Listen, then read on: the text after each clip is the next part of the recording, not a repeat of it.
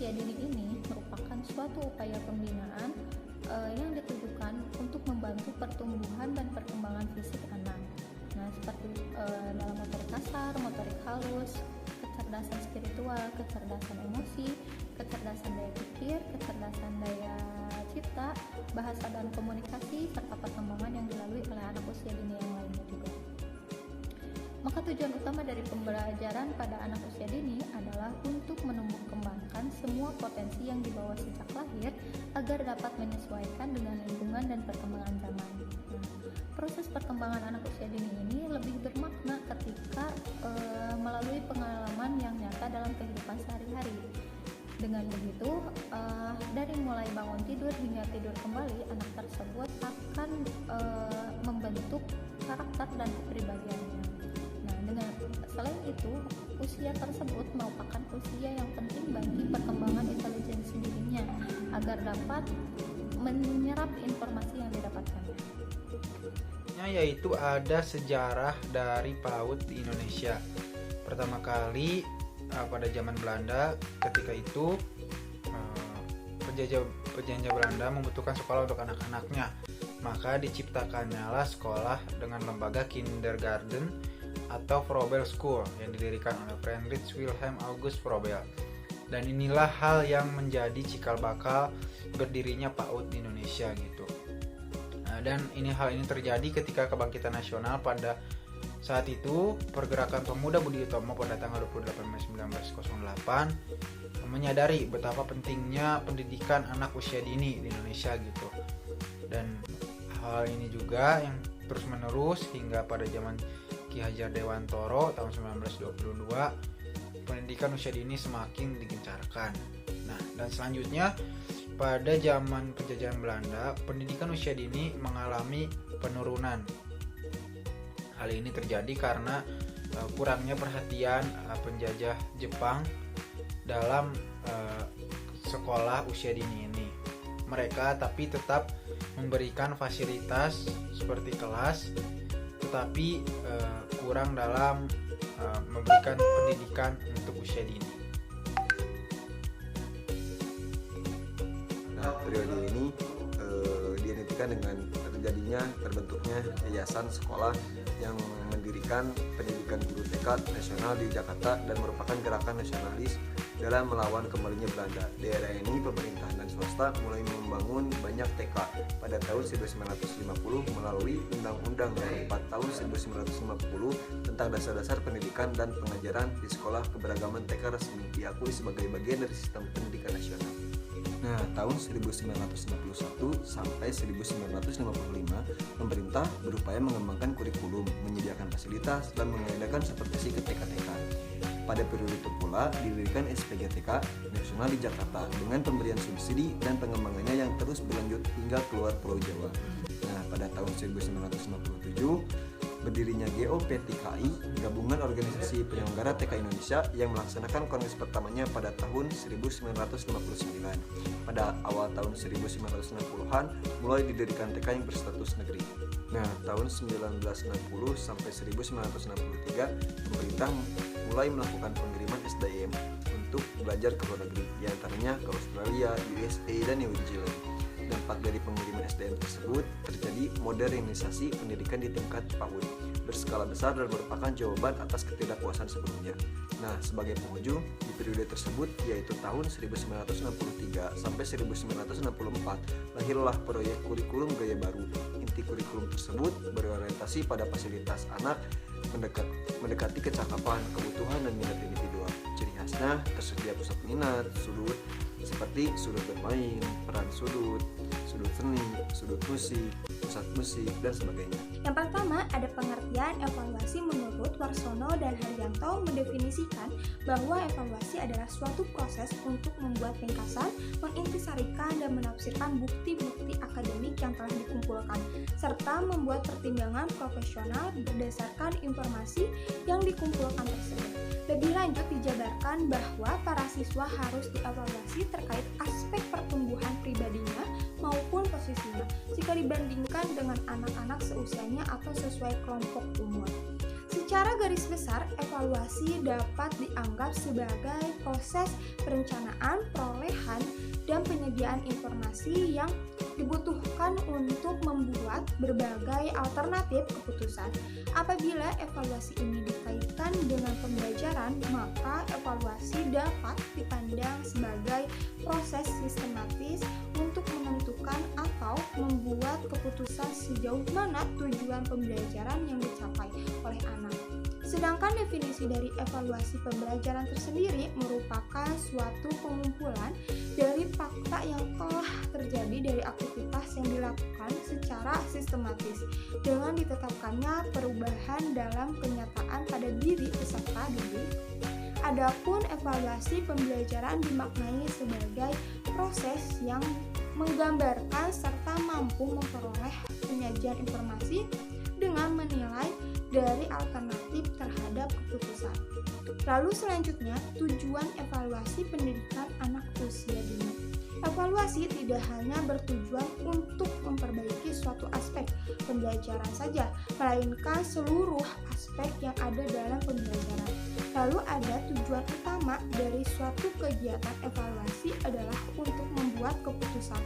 Menurut Rukajat, tujuan evaluasi dalam kaitannya dengan belajar mengajar diantaranya adalah yang pertama, menilai ketercapaian tujuan. Ada keterkaitan antara tujuan belajar, metode evaluasi, dan cara belajar siswa. Cara evaluasi biasanya akan menentukan cara belajar siswa. Sebaiknya tujuan evaluasi akan menentukan metode evaluasi yang digunakan oleh seorang guru. Yang kedua, mengukur macam-macam aspek belajar yang bervariasi. Yang ketiga, sebagai sarana untuk apa yang ingin siswa ketahui. Yang keempat, memotivasi belajar siswa. Evaluasi juga dapat memotivasi belajar siswa. Yang kelima, menyediakan informasi untuk tujuan bimbingan dan konseling. Yang keenam, menjadikan evaluasi sebagai dasar perubahan kurikulum. Pembahasan berikutnya yaitu mengenai prosedur dan teknik dalam evaluasi pembelajaran PAUD. Evaluasi atau penilaian merupakan hal yang sangat penting dalam dunia pendidikan. Sebelum melakukan evaluasi, ada beberapa prosedur yang harus diperhatikan. Menurut Hanum, tahun 2012, ada 3 prosedur dalam evaluasi pembelajaran PAUD. Yang pertama, merumuskan kegiatan, yang kedua, menyiapkan alat penilaian, dan yang ketiga, menentukan kriteria penilaian. Yang pertama yaitu merumuskan kegiatan. Kegiatan yang dilakukan oleh guru itu harus tergambar dalam program yang telah dibuatnya. Program kegiatan belajar, baik berbentuk satuan kegiatan harian atau SKH maupun satuan kegiatan mingguan atau SKM, akan tergambar kemampuan apa yang nanti dimiliki anak setelah mengikuti kegiatan pembelajaran yang dilakukan oleh guru. Program yang telah disusun dan apa yang akan dicapai oleh peserta didik itu akan terdapat dalam kompetensi, hasil belajar, serta indikator pembelajaran yang telah disusun oleh guru. Guru memilih kemampuan apa yang nanti akan dimiliki oleh anak setelah mengikuti kegiatan yang telah tertuang dalam SKH. SKH tersebut nantinya dapat menyiapkan alat penilaian apa yang akan diambil setelah proses pembelajaran berlangsung. Hal tersebut dilakukan untuk mengukur kegiatan dan kemampuan yang telah ditetapkan dalam SKH. Lalu yang kedua yaitu menyiapkan alat penilaian. Alat penilaian yang digunakan oleh guru itu dapat dibuat sendiri atau dapat menggunakan yang sudah ada. Pemakaian alat penilaian disesuaikan dengan indikator hasil belajar yang telah ditetapkan dalam SKH. Alat penilaian juga dapat dimanfaatkan sebagai media pembelajaran. Misalnya, alat penilaian yang digunakannya itu adalah checklist kemampuan yang dinilainya itu contohnya seperti anak dapat berdoa dan anak dapat berkomunikasi secara lisan. Sebelum menyebutkan kemampuan-kemampuan tersebut, tentunya harus dipastikan terlebih dahulu indikatornya itu seperti apa. Misalnya, untuk anak dapat berdoa, indikatornya itu adalah seperti doa sebelum belajar, doa sebelum makan. Sedangkan untuk indikator anak mampu berkomunikasi secara lisan itu itu adalah dapat menjelaskan kembali apa yang telah dipelajari, terus dapat menceritakan pengalamannya di rumah itu ngapain aja, lalu dapat menyebutkan nama dan tempat tinggalnya di mana, serta pekerjaan ayah atau ibunya, dan sebagainya. Lalu yang ketiga yaitu menetapkan kriteria penilaian. Setelah alat penilaian selesai, maka selanjutnya guru harus menetapkan kriteria penilaian. Kriteria penilaian adalah patokan ukuran keberhasilan anak. Patokan inilah yang nantinya akan digunakan untuk menetapkan nilai anak. Penetapan kriteria penilaian harus memperhatikan anak dan waktu yang disediakan untuk memiliki kemampuan tersebut. Kriteria ini dapat ditetapkan setelah guru selesai membuat alat penilaian dan sebelum digunakan. Kriteria penilaian juga dapat dibuat dalam bentuk skala penilaian, misalnya dalam kegiatan menyusun puzzle yang dilakukan oleh perorangan atau oleh kelompok. Berikut ini saya akan berikan contoh kriteria penilaian dalam bentuk perorangan. Nah, ini adalah contoh kriteria penilaian untuk perorangan. Ada nama, tanggal, terus nomor, kemampuan, skala yang terdiri dari memuaskan, berhasil, dan belum berhasil. Dalam hal ini, guru atau pendidik mulai untuk mengumpulkan data. Alat yang sudah dibuat guru digunakan untuk mengambil data yang berkaitan dengan kemampuan yang ingin dinilai dari anak. Dalam pengisian kriteria penilaian ini, dapat digunakan tanda checklist atau tanda yang lainnya pada kolom baris yang dapat dilakukan oleh anak. Nah, setelah data terkumpul, selanjutnya yaitu menentukan nilai. Data yang diperoleh nantinya itu dibandingkan dengan kriteria yang telah ditetapkan. Misalnya, kriteria daftar yang ada dalam contoh ini yaitu untuk membaca doa. Sudah ditentukan doa apa yang harus dibacakan. Guru menghitung berapa tanda untuk setiap kemampuan. Jumlah tanda, checklist, atau tanda yang lainnya itu dibandingkan dengan kriteria. Kalau hasilnya lebih atau sama, berarti telah berhasil. Pada anak usia dini, biasanya nilai diberikan dalam bentuk deskripsi. Dengan demikian, guru harus mendeskripsikan sesuai dengan data yang diperoleh dari daftar checklist ini. Cukup sekian dari saya, selanjutnya akan disampaikan oleh rekan saya. Wah, tidak terasa ya teman-teman, kita sudah di akhir materi nih, dan materi yang bakal kita bahas kali ini merupakan teknik dalam evaluasi yang terbagi menjadi 2 teknik yang dapat digunakan dalam pelaksanaan evaluasi.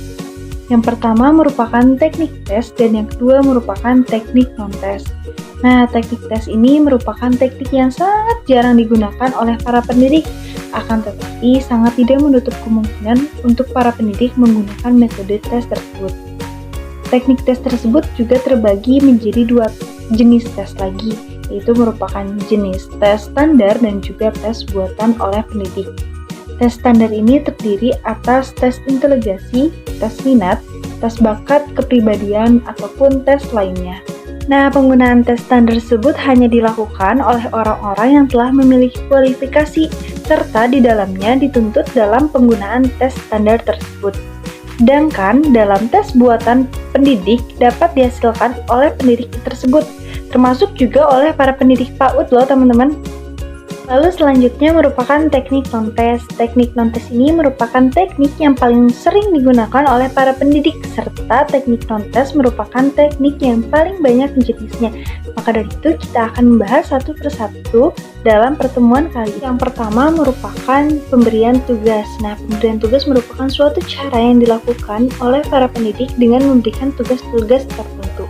Teknik ini digunakan dengan cara melihat hasil kerja oleh peserta didik dengan cara peserta didik tersebut mengerjakan tugas-tugas yang telah diberikan oleh para pendidik. Lalu selanjutnya merupakan jenis observasi. Nah, observasi ini merupakan pengumpulan data dengan nilai yang dilakukan ataupun merekam dan mencatat segala sistematik ataupun gejala-gejala tingkah laku yang dilakukan oleh peserta didik secara nampak. Nah, hal tersebut diberikan penilaian oleh para pendidik. Nah, yang terakhir merupakan hasil kerja, yang mana hasil kerja tersebut dilakukan oleh peserta didik dalam melakukan suatu kegiatan berupa dengan pekerjaan tangan ataupun karya seni.